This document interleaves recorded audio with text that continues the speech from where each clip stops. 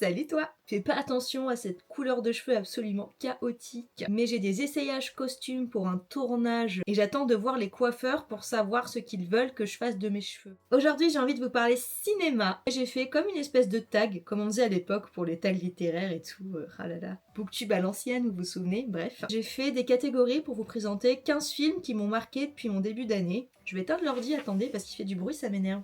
Je suis en train de vous préparer une grosse vidéo dont le montage va être assez fastidieux, donc le temps qu'elle sorte, je me suis dit que j'allais vous faire une petite vidéo comme ça un peu plus chill. On se pose ensemble, on prend notre petite boisson et on va discuter cinéma. Il y a vraiment des films, je pense, pour un peu tout le monde, donc selon tes goûts, tes envies, ton mood, tu pourras en trouver au moins un ou deux qui te plairont. Je tiens aussi à dire que je serais ravie de discuter avec vous en commentaire sur tel film ou s'échanger des recos, etc. Par contre, je vous préviens, moi j'en peux plus de la commu cinéphile, principalement masculine, ne nous mentons pas, qui vient péter plus haut que son cul pour dire qu'ils connaissent tout mieux que tout le monde et démontrer à quel point nous on est ignorants, on est débiles et on n'a aucune culture. Donc les commentaires, ne serait-ce qu'avec une once de condescendance et de misogynie, je vous jure, je vous accepte même pas. C'est ma chaîne et je fais ce que je veux, donc si j'ai pas envie de vous y voir... Bref, on y va. Depuis le début de l'année, j'ai vu seulement 6 films au cinéma. Ouais, pour moi qui adore le cinéma, je vous jure ça fait mal. Du coup, si vous êtes là surtout pour avoir des recos de nouveautés sorties cette année, il n'y en a pas des masses. Il y a 7 films que j'ai vus en DVD ou en Blu-ray, une douzaine de films que j'ai vus sur des plateformes de streaming, et enfin il y a 2-3 films que j'ai vus d'autres manières. Pour la catégorie rattrapage de classiques, j'ai retenu 2 films, plus exactement un film et les 2 premiers films d'une saga. Je commence avec le Dracula de Francis Ford Coppola qui est sorti en 92. Je vous passe le résumé parce que bon, je pense qu'on connaît tous à peu près l'histoire de Dracula. On connaît au moins le personnage. Déjà, j'ai été assez époustouflée par la qualité des costumes, des décors et du soin apporté à l'esthétique générale de ce film. Que ce soit les couleurs, les formes, les tissus, il y a tout qui prend beaucoup de place et ça lui donne une allure quasiment de pièce de théâtre. Au niveau du casting, bon, Winona Ryder, Gary Oldman, Anthony Hopkins, Keanu Reeves... Je pense que j'ai pas besoin d'aller plus loin, voilà, c'était bien. Pour avoir vu le Nosferatu de Robert Eggers qui était sorti en 2024, j'ai trouvé qu'il y avait pas mal de similitudes. Donc je me suis d'abord dit que Eggers s'était peut-être inspiré de Coppola pour son propre film, mais a priori c'est pas le cas. Une de leurs principales sources qu'ils ont en commun tous les deux, c'est le Nosferatu sorti en 1922. Ensuite ils ont eu des inspirations un petit peu différentes chacun. Notamment Coppola, il aurait aussi été inspiré par le cinéma de Jean Cocteau qui a réalisé La Belle et la Bête.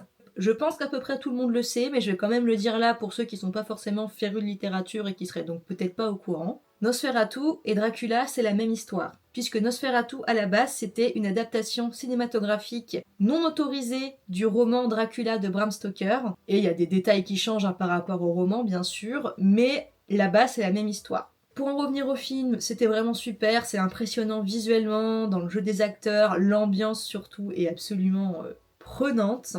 On retrouve ce côté un petit peu ambivalent entre l'horreur et l'érotisme qui je trouve fonctionne plutôt bien. Donc vraiment je comprends que ce film soit considéré comme un classique. D'ailleurs je me demande si Crimson Peak n'a pas été un peu inspiré aussi par ce film là. Si j'ai pas été vérifié, c'est juste une idée. Ensuite, j'ai voulu découvrir la saga Mad Max et j'ai vu les 2 premiers films, donc Mad Max et Mad Max le défi, qui datent de 1979 et 81. Si tu connais pas trop Mad Max, en gros c'est un univers futuriste slash un peu post-apocalyptique, même si comme j'ai pas assez avancé dans l'histoire, je sais pas si c'est vraiment du post-apo, mais bref, on peut dire que c'est le réchauffement climatique qui a tout desséché et du coup il y a beaucoup de désert.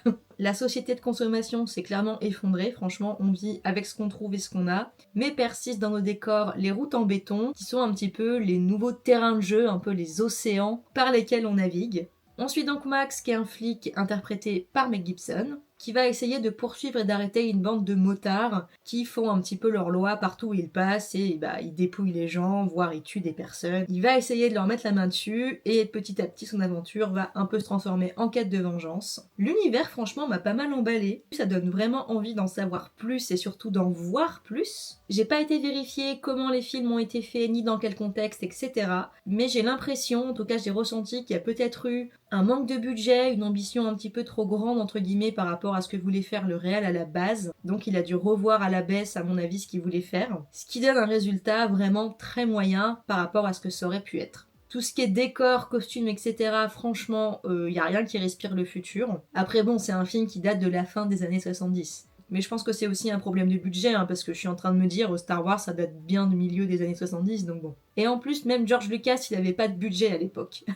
Donc il y a ça, mais il y a aussi le fait qu'il y a beaucoup de longueur, mais alors... J'aime bien les films qui prennent leur temps et qui peuvent être un peu lents, quand c'est justifié, quand ça sert à quelque chose, ou quand ça... Je sais pas, ça sert à une ambiance au minimum. Mais là, franchement, pour l'univers, pour ce qu'on veut raconter, les quelques scènes où on pourrait justifier d'une certaine lenteur, c'est peut-être celle où on voit Max un petit peu heureux avec sa femme, là, pour bien montrer que dans tout ce chaos, il y a quand même des petites parts de bonheur. Mais les longueurs, elles sont pas forcément toujours placées là. Heureusement, ça s'est amélioré sur la suite, parce que Mad Max le défi, pour le coup, je l'ai vraiment beaucoup aimé. L'intrigue déjà m'a plus emballée, il se passe plus de choses, il y a plus de personnages, notamment un nouveau perso secondaire que j'ai adoré, celui qui est joué par Bruce Spence. On en voit un petit peu plus de l'univers, je pense qu'on lui a augmenté son budget, ça y est, il devait être content. Et l'évolution psychologique du personnage de Max est assez intéressante. Donc là j'ai vraiment hâte de voir les suites, sachant que j'ai déjà vu Furiosa, que j'avais adoré, mais adoré. Je suis un peu attachée au petit côté indie des deux premiers films, donc je me demande à partir de quand ça va vraiment prendre un tournant différent. Et pour le coup, c'est vraiment une saga et un univers qui peuvent se prêter au jeu du blockbuster. Attention quand même, je vous fais un petit trigger warning si jamais vous voulez les regarder. C'est pas trash dans le sens où il y a des effusions de sang ou quoi que ce soit, quoi qu'il y en avait peut-être en fait, je suis en train de me dire. Je pense que j'ai juste oublié. La violence, elle est un petit peu posée comme ça et elle est assez crue en fait. Il y a quand même une scène de V, si vous voyez ce que je veux dire. C'est limite si on voit pas tout, entre guillemets, même si c'est de loin. Donc voilà, c'est... Si c'est des choses qui peuvent vous heurter, faites attention à vous. On va passer à la catégorie film détente. Donc là, ça va être tout ce qui est comédie romantique / comédie, les teen movies, les films un petit peu légers, tranches de vie qui font du bien. On commence avec People We Meet on Vacation de Brett Haley qui est sorti en 2026, adapté d'un roman à succès que je n'ai pas lu. C'est l'histoire de Poppy et Alex qui sont un couple de meilleurs amis. Non. Là, tu t'es trompé de film. Qui avaient pour habitude de partir en vacances, voilà, tous les ans un petit peu à l'aventure. Sauf qu'il s'est passé quelque chose entre eux, on sait pas trop quoi, mais ils ont un peu perdu contact au fil des ans. Et c'est 10 ans plus tard qu'ils vont se retrouver, repartir tous les deux en vacances. Et là, on va débloquer certaines situations. On est sur une histoire d'amour de type Friends to Lovers, où ils vont commencer à se rendre compte qu'ils ont peut-être des sentiments amoureux l'un pour l'autre. On pourrait presque dire que c'est du Grumpy Sunshine, même si je trouve que Alex il est pas si grumpy, c'est juste que comparé à Poppy, il est un petit peu plus sérieux, entre guillemets. Il est plus posé, comme Tyler Posey. Ce que j'ai particulièrement aimé dans ce film-là, c'est que c'est monté un petit peu comme une rom-com des années 2000, donc j'ai retrouvé un petit peu cette vibe à l'ancienne. Visuellement, c'est très moderne hein, dans la mise en scène, mais c'est vraiment la construction de comment ça a été monté et comment c'est raconté aussi. J'ai kiffé les personnages aussi, franchement, ils sont tous les deux attachants. Et j'ai une tendresse particulière pour Poppy parce que qu'est-ce qu'elle m'a fait mourir de rire, franchement. Elle est pétillante, elle a son petit caractère et je l'ai trouvée super drôle. L'ambiance, elle est clairement détente, en plus ça se passe en été, donc il fait beau, il y a du soleil, moi il m'en fallait pas plus. C'était un bon divertissement, franchement le film il fait son taf. Ensuite j'ai vu Crazy Rich Asians de John M. Chu, que vous connaissez certainement parce qu'il est le réalisateur des films Wicked, et un film un petit peu niche que j'aime beaucoup qui s'appelle Jem et les hologrammes. Bref. D'ailleurs, on va reparler de lui un peu plus loin dans la vidéo. L'histoire du film, c'est celle de Rachel et Nick, qui sont un couple d'Américains, tous les deux d'origine singapourienne, il me semble, et ils vivent le parfait amour. Jusqu'au jour où Nick est invité au mariage de son meilleur ami de toujours, qui va avoir lieu à Singapour. L'occasion pour lui de présenter Rachel à sa famille, sachant que Rachel n'a jamais été de sa vie à Singapour. Donc forcément, Rachel, elle est contente, mais elle est aussi un petit peu stressée, ça se comprend. En plus, ce qu'elle ne sait pas, puisque Nick ne lui a pas dit, c'est qu'il est l'héritier d'une famille extrêmement riche et extrêmement influente à Singapour. Donc c'est pas n'importe qui, c'est un riche héritier qui est assez convoité. Donc quand elle débarque, forcément, elle y va de surprise en surprise. Et qu'est-ce que j'ai aimé! Franchement, j'ai regardé ça, je sais même plus pourquoi. Je crois que j'étais juste curieuse de voir ce film parce que tout le monde en avait parlé positivement quand c'était sorti. En plus, il y a la Queen Michelle Yeoh dedans.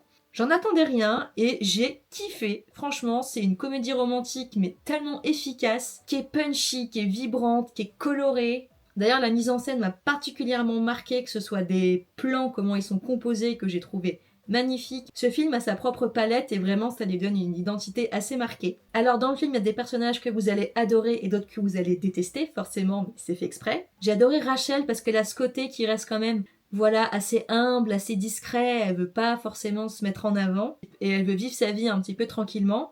Par contre, c'est aussi quelqu'un qui est très authentique et qui veut rester fidèle à ses valeurs et qui va se battre pour qu'on la respecte. Et ça, je trouve ça très très cool. Moi, j'ai bien aimé Nick et je trouve que son couple avec Rachel, il est grave mignon. Mon perso préf, c'est la meilleure amie de Rachel, là, qui est jouée par Aquafina dans le film. Elle est trop drôle, elle est trop stylée. Et voilà, ensuite on est embarqué dans une sphère d'amour, d'amitié, de problèmes familiaux, un petit peu de drama, de place dans la société, puisqu'on va avoir tout le conflit entre la famille riche qui va mépriser Rachel parce qu'elle est pauvre, entre guillemets, enfin c'est une meuf normale en fait.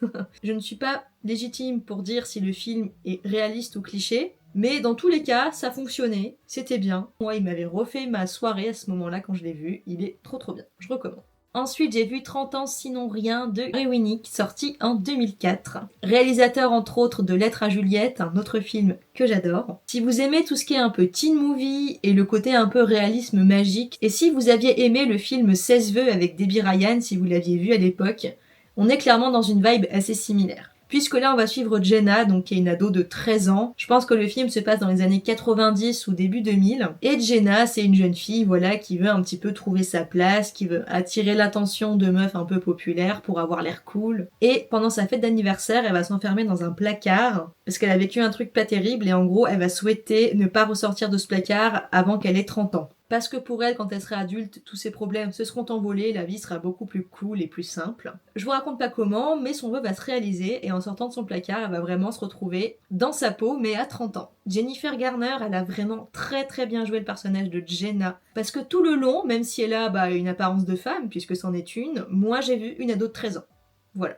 Ça tombe bien, c'est ce qu'on lui a demandé de jouer. J'ai kiffé les messages que le film veut faire passer autour du fait d'idéaliser un petit peu la vie d'adulte et de pas vouloir grandir trop vite. Et aussi de prendre conscience et de faire attention à ce qui est vraiment important pour nous. C'est simple, hein, mais quand on aime ça, c'est efficace. Moi, je kiffe, donc... J'ai aussi kiffé les tenues de Jenna, que ce soit quand elle était enfant ou adulte. Il y avait plein de couleurs et tout, c'était assez Pepsi. Enfin bref, c'est vraiment un film que j'ai beaucoup aimé. D'ailleurs, c'est pas fait exprès, mais je crois que les 3 films dont je viens de parler sont tous les 3 sur Netflix. Donc si jamais vous êtes abonné et que ça vous intéresse, voilà. Prendriez-vous une petite dose d'horreur? Alors là, j'en ai qu'un à vous présenter parce que j'en ai pas vu des masses. Mais j'ai été assez bluffée par Companion de Drew Hancock qui est sorti en 2025. J'en attendais rien et faut savoir que je connaissais pas l'histoire, même si je pense que j'avais peut-être vu la bande-annonce une fois. Bref. On va suivre Iris et Josh qui ont l'air vraiment d'un couple parfait vu de l'extérieur. Jusqu'au jour où ils vont partir en week-end avec des amis dans un espèce de chalet isolé. Et à partir de là, il va se passer des choses et ça va partir en cacahuète. Je ne vais pas vous spoiler un élément fondamental de l'histoire, même si je crois que c'était montré dans la bande-annonce et que c'est pas du tout censé être une sorte de suspense. Mais je vous le dis pas parce que je ne savais pas moi au départ. J'ai eu des soupçons, mais j'étais pas sûre. Et ce fait de pas avoir été sûre par rapport aux propos du film, je trouve que c'est assez bien joué finalement. Parce qu'on confirme pas ce fait dès le départ. Du coup au début tu regardes, tu trouves ça un petit peu louche, mais tu te dis pourquoi pas. Et en fait, vraiment, ça fait sens. Sophie Thatcher a joué mais à la perfection son personnage, franchement j'ai été bluffée par son interprétation. Le propos du film bien sûr est très pertinent, autour du fait que l'homme veut absolument tout contrôler, donc on joue vraiment avec l'horreur, moins visuellement que par ce qui est vraiment en train de se passer dans l'histoire. C'est bien dans l'air du temps, ça fonctionne, franchement moi j'ai kiffé. Dans la catégorie en musique, je vais vous parler du film D'où l'on vient, qui est peut-être plus connu par son titre original In the Heights, réalisé par John M. Chu. Il est de retour, je vous avais dit qu'on en reparlerait. Ce film est une adaptation de la première comédie musicale écrite et composée par Lin-Manuel Miranda, notre papa à tous. Celui à qui l'on doit la célèbre comédie musicale Hamilton, mais il est également l'auteur des musiques de Vaiana et d'Encanto chez Disney. L'histoire nous emmène dans le quartier de Washington Heights à Manhattan, où vivent principalement des communautés issues de l'immigration. Notamment dans ce quartier, il y a pas mal de latinos. On suit le personnage d'Usnavi, qui est un petit jeune qui vit dans ce quartier. Il travaille à la supérette du coin. C'est comme un petit cocon pour lui, même si son rêve le plus fou, c'est de remporter la loterie pour pouvoir retourner en République dominicaine et ouvrir un petit bar au bord de la plage. On suit donc Usnavi dans son petit quotidien, sachant qu'il a un crush pour Vanessa, qui est pareil, une petite jeune de son quartier. Et on va également suivre tous les autres personnages qui vont gravir autour, parce que finalement c'est pas que l'histoire d'Usnavi, c'est l'histoire de tout un quartier, de toute une communauté. Et c'est bien sûr le principal propos du film, hein. L'entraide, le soutien, le bien autour de soi. C'est vraiment un film qui t'enveloppe dans cette idée d'amour les uns envers les autres, mais aussi de fierté, parce que c'est évidemment un film qui va mettre en avant la fierté d'être latino. On pourrait même se dire que c'est beaucoup enjolivé et idéalisé, dans un sens pratique, parce que bon, c'est quand même des gens qui vivent dans des situations précaires, mais c'est pas le propos du film. D'autant qu'à mon avis, c'est très inspiré de son propre vécu à lui, puisque Lin-Manuel Miranda, il a lui-même grandi dans les quartiers de Washington Heights, et il est, je crois, d'origine mexicaine et portoricaine. Donc je pense que cette comédie musicale slash film, c'est un peu une déclaration d'amour à ses origines portoricaines et mexicaines. C'est un film dans lequel vous allez rire, dans lequel vous allez sourire, mais dans lequel vous allez aussi pleurer. Les numéros musicaux et les chorégraphies sont géniaux. Par contre, c'est un peu spécial, Lin-Manuel Miranda. Si vous connaissez pas trop son style, en gros, il aime bien faire des chansons, mais ces chansons, c'est pas juste des numéros musicaux isolés. Elles font partie, en fait, de la narration de l'histoire, elles font partie des dialogues presque. Quand tu les écoutes un peu à part, hors le contexte du film, ça peut sonner peut-être un petit peu bizarre entre guillemets, mais les voir incluses dans l'œuvre, c'est vraiment parfait. Ça crée un tout en fait. C'est bien filmé, c'est bien chorégraphié, enfin bref, c'est vraiment une super comédie musicale que je vous recommande de voir. Je la trouve très complémentaire au petit concert que nous a fait Bad Bunny il y a pas si longtemps que ça au Super Bowl. Vraiment, c'est la même vibe, la même mentalité. Enfin, je ne pouvais pas passer à côté, j'ai bien sûr été voir Michael, d'Antoine Fuqua, ou Fuqua peut-être, je ne sais pas. Le film étant la première partie d'une œuvre qui nous raconte la vie et le parcours de Michael Jackson. Je pense que je n'apprends rien à personne. Je vais pas juger sur le fait de à quel point c'était réaliste ou pas, parce que c'est pas le propos. Je pense qu'on oublie souvent quand on regarde un biopic que ce n'est pas un documentaire. On veut nous raconter une histoire, on veut nous mettre en scène un personnage, des valeurs, un artiste. Tout doit desservir à ce but. Si vous voulez voir du 100% factuel, il faudra regarder des documentaires. Et oui, c'est comme ça. En tant que biopic, film, divertissement, je l'ai trouvé très très bien. Jafar Jackson s'est tellement emparé de la vibe, de l'aura de la personne qu'il incarne, son oncle Michael Jackson. J'ai vraiment cru à certains plans, mais le revoir, parce que oui, j'ai connu Michael Jackson de son vivant. Le fait qu'on lui ait un peu volé son enfance comme ça et que donc il ait jamais vraiment grandi parce qu'il soignait un petit peu son enfant intérieur, j'ai trouvé ça vraiment très touchant. Niveau chorégraphie, niveau chanson, c'était très bien fait, je n'ai rien à redire dessus. La seule chose que j'aurais à redire, c'est qu'il y a des plans où Jafar ressemblait tellement à Michael Jackson que je me suis pas demandé s'ils avaient pas mis un espèce d'hologramme de son visage à lui sur Jafar ou je sais pas. Mais j'avais l'impression que parfois il y avait un effet visuel dont le rendu était un petit peu bizarre, un petit peu perturbant. C'est quand même un film, j'ai l'impression qu'ils ont eu un petit peu des galères pour le tourner parce qu'ils n'ont pas eu le droit de tout montrer d'un point de vue juridique. Après que ce soit une décision de la justice ou de la famille de Michael Jackson, je ne sais pas. Janet Jackson n'a pas voulu faire partie du projet, donc elle n'est pas dans le film alors que pourtant c'était quand même une figure importante dans la vie de Michael Jackson. Donc voilà. Mais globalement, il fonctionne pour un biopic. Moi, j'en attendais pas vraiment plus.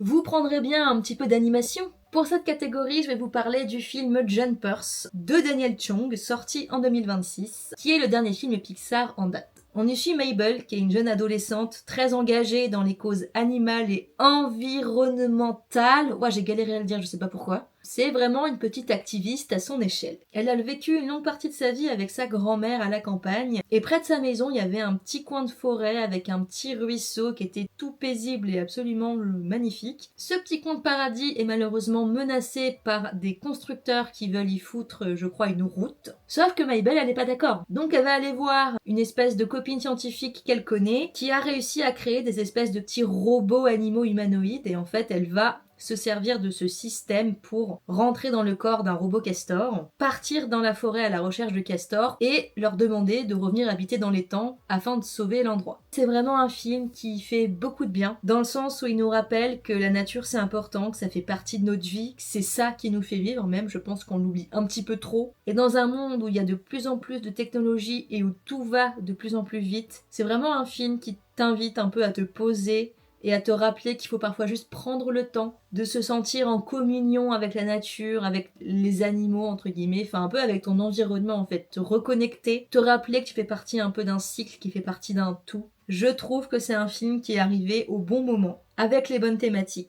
Après voilà, ça reste un Pixar, donc on a une aventure un petit peu loufoque, des personnages assez rigolos, assez mignons. L'intrigue n'est pas la plus époustouflante ni la plus incroyable qui soit. C'est principalement pour moi la thématique et l'ambiance de ce film. Je pense qu'il a fait du bien à beaucoup de personnes. Et ouais, non, moi je trouve que c'est un bon Pixar, honnêtement, je vous le recommande.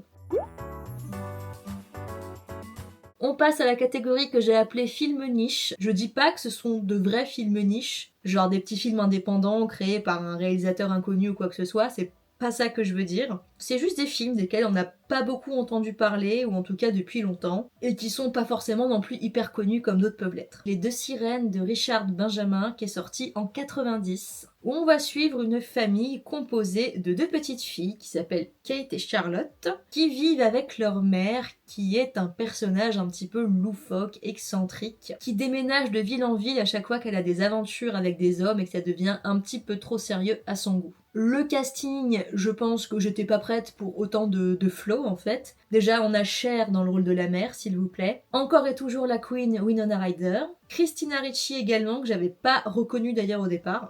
Mais aussi Bob Hoskins. Je pensais que ce serait un film un petit peu comique, voire fantasque, mais en fait, pas du tout. En tout cas, moi j'ai eu beaucoup d'empathie pour les deux petites filles qui sont vraiment un peu livrées à elles-mêmes. Leur mère, elle est pas toujours ultra présente et attentive, c'est un peu un électron libre qui fait ce qu'il veut, qui peut être parfois un petit peu immature et capricieux. D'autant plus que le personnage de Winona, c'est une jeune adolescente qui est vraiment dans cette phase où voilà, on essaye de se chercher un petit peu, on essaye de s'émanciper aussi, de sortir un petit peu de son quotidien. On devrait détester le personnage de Cher, mais elle a un tel charisme et elle apporte une telle sincérité, une telle authenticité dans son personnage que perso j'ai pas réussi à la détester. On sent qu'elle aime ses filles, mais que c'est juste que parfois, elle sait pas trop comment s'y prendre. La maternité n'est pas inscrite dans ses gènes. Hein. D'ailleurs, merci de gommer ce cliché, ça fait plaisir. C'est une mère célibataire qui fait un peu ce qu'il peut, qui a ses propres insécurités, et qui, en plus d'être une mère, est aussi une femme, et c'est une partie de son identité qu'elle a pas envie de perdre. Tout le long du film, c'est cette famille qui va essayer justement de trouver un nouvel équilibre, de trouver un peu comment vivre ensemble et comment s'entendre. C'est assez sérieux quand même dans le ton, on est plus dans un registre de comédie dramatique, où les moments un petit peu plus sombres vont côtoyer des moments un petit peu plus lumineux.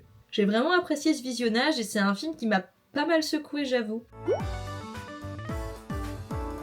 Il fallait bien que je mette un petit peu de négatif, j'ai envie de parler de ma plus grosse déception depuis ce début d'année. C'est le film Super Mario Galaxy, qui fait suite au premier film qu'il y a eu il y a quelques années, que j'avais adoré. Il avait pas trop d'âme en fait, j'ai l'impression qu'il a été un peu trop intellectualisé. Genre ils se sont dit il faut absolument qu'on fasse ce clin d'œil, il faut absolument qu'on mette ça dans le film, qu'on fasse ci, qu'on fasse ça. Mais pour l'intrigue, ils se sont vraiment dit on va faire un truc super simple, super basique. D'autant plus qu'on a quand même de nouveaux personnages. Je veux dire, il y a Yoshi, il y a Harmony, qui reste tellement secondaire dans l'histoire. Franchement, Harmony, pour moi, c'est une queen et elle a un super background. Et qu'est-ce qu'ils ont fait de ce personnage ? Une demoiselle en détresse. Alors ok, on nous montre qu'elle sait se battre et tout, mais après, on la voit quasiment plus puisqu'elle est emprisonnée pendant tout le film. Et je sais même pas si elle a plus de 5 répliques, genre. Donc j'avoue, ça m'a un petit peu agacée. En plus, le plot twist, entre guillemets, ultra convenu, et ils ont même pas réussi à en tirer des émotions. Je pense particulièrement à une des scènes de la fin où je me suis dit, oh là là, ça y est, il va y avoir l'intensité émotionnelle, je vais verser ma petite larme et tout. Même pas. Les personnages, ils lèvent à peine un sourcil, quoi. Je suis en mode, j'étais un peu perplexe. Le personnage de Brother, à un moment, il a un peu un arc de redemption où on sait pas trop si on peut y croire ou pas, mais que j'ai trouvé super drôle. Mais franchement, je trouvais que ça marchait bien, donc c'est dommage de l'avoir proposé pour ensuite l'avoir enlevé. Après, visuellement, ça restait joli. On retrouve Mario, Luigi et Peach, donc ça c'est plutôt cool. Mais franchement, qu'est-ce qu'il a apporté ce film en plus, à part une extension de l'univers, rien, moi je trouve. Dans la catégorie les belles surprises, je vais vous parler de 2 films que j'ai vus un petit peu sur un coup de tête et desquels j'en attendais pas spécialement grand chose, mais que finalement j'ai adoré. Aventure croisée de Nathan Greno qui est sorti en 2026 sur Netflix. Pour info, Nathan Greno c'est un des 2 réalisateurs de Réponse. On va suivre dans cette histoire Oli qui est une petite créature des bois qu'on appelle un Poucou. Il vit avec sa famille sur leur petit morceau de terre, reclus et isolé parce que c'est vraiment de toutes petites créatures, assez impressionné par le monde extérieur et toutes les autres espèces qui peuvent s'y trouver. Mais c'est pas toujours facile pour Oli parce que c'est vraiment une personnalité qui est très curieuse du monde extérieur, qui a envie d'explorer et de s'ouvrir. Et un beau jour, il y a tout un enchaînement d'événements dont je vous passe les détails qui va le transformer en Javane. Les Javanes, c'est les espèces de grands oiseaux tropicaux qui ont bouffé un peu toutes les réserves de nourriture de là où ils habitent. Il se retrouve donc dans le corps d'une créature qu'il connaît pas du tout et dont il n'est pas habitué. Et c'est là qu'il va faire la rencontre d'Ivy, qui est elle aussi une Javane, qui va lui proposer son aide jusqu'au moment où elle aussi elle va se retrouver métamorphosée en Poucou. Ils vont échanger un petit peu leur corps, entre guillemets, même s'ils sont toujours dans leur corps, mais ils vont échanger leur espèce animale en tout cas. Et ils vont être obligés un peu de s'entraider pour réussir à trouver leur apparence d'origine. On pourrait penser que c'est un petit peu basique, voire un petit peu réchauffé, genre ça ressemble à la fois à Jumpers de Pixar, à Frères des ours, à Mille et une pattes. Mais finalement, je trouve qu'on cesse très vite la comparaison. Déjà, la mise en scène est foisonnante, que ce soit dans les couleurs et tous les petits détails apportés à la nature, qui est imaginée d'ailleurs d'une manière un petit peu fantasque, un peu imaginaire. Il y a des plans dans ce film qui sont longs, mais qui sont des plans un petit peu de contemplation où il se passe pas forcément grand chose, mais juste ça donne une espèce de vibe au film qui est super plaisant à voir, surtout de nos jours où les films d'animation peuvent parfois être un petit peu sursaturés. Il y a beaucoup eu de discussions autour du rythme d'image par seconde qui est parfois beaucoup trop élevé pour les enfants à cause des problèmes d'attention, etc. Et bah là, si vous cherchez un film pour remédier à ça, je vous conseille, mais à 100%, Aventure croisée. J'ai l'impression qu'ils ont vraiment pensé à ce détail-là et qu'ils ont voulu prendre un peu plus le temps de poser une histoire, un univers, un rythme. Franchement, moi, ça a eu un effet un peu ASMR.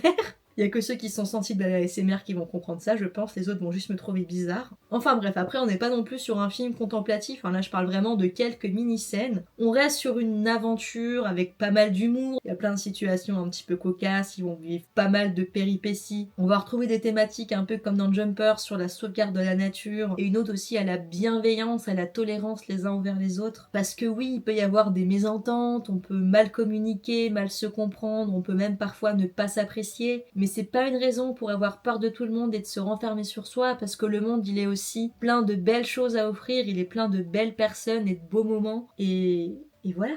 Il y a aussi un plot twist à un moment dans ce film, et je vous jure, je ne l'ai pas vu venir. Dites-moi si vous l'avez vu venir, parce que moi je me suis fait avoir. Du coup ça m'a choqué de ouf. En tout cas, moi ça a été un gros coup de cœur. Ensuite, on change de registre parce que je vais vous parler d'un film pour ados qui s'appelle Moxie, réalisé par Amy Poehler, je sais pas comment ça se prononce, j'ai pas été regardée, qui est sorti en 2021. La réalisatrice d'ailleurs est aussi une actrice et je pense que vous la connaissez au moins de visage. Moi en tout cas, je me suis vraiment demandé dans quoi j'avais vu parce que j'étais persuadée que je la connaissais et en fait, effectivement, c'est la maman de Regina dans Lolita malgré moi. Un peu choc-barre par ce fact, mais voilà. Moxie, c'est l'histoire d'une jeune fille qui s'appelle Viviane, qui doit avoir environ 15-16 ans, je crois, qui habite au Texas. Elle est calme, elle est obéissante, elle fait pas d'histoire, elle crée pas de problème, enfin voilà, elle vit sa petite vie dans son coin et puis ça lui suffit. Sauf qu'à la rentrée, dans son école, il y a une nouvelle élève qui va un petit peu remettre à sa place un de leurs professeurs. Et en fait, ça va être un élément déclencheur dans son développement parce qu'à partir de là, elle commence un peu à éveiller sa conscience à plein de choses qui se passent autour d'elle et qui sont assez injustes. Notamment dans leur école, tous les ans, les garçons, ils publient une liste, un classement de toutes les filles dans des catégories différentes qui, pour la plupart, bien sûr, sont dégradantes. Et en fait, ça, c'est pas normal.